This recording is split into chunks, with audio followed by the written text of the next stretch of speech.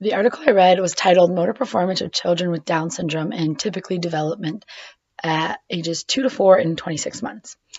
The purpose of this article was to compare the motor performance of children who had Down syndrome to typically developing children at 2 to 4 months and then 26 months or 2 years old.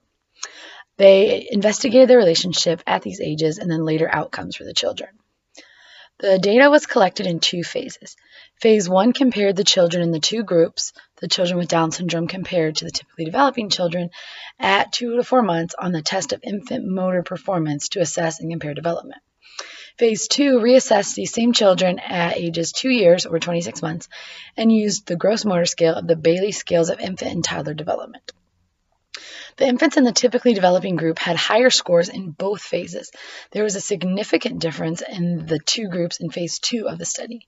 All children in phase 2 of the typical group were average or above average, while all the children in the Down syndrome group scored below average. The study reveals that infants with Down syndrome have more difficulty with certain aspects of motor performance, including postural control and activities involving balance and speed when compared to a typically developing infant.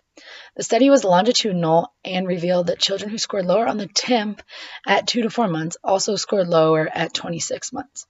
It is important that delayed motor skills are noticed early in these children who have Down syndrome and worked on for improvements for the infant later in life.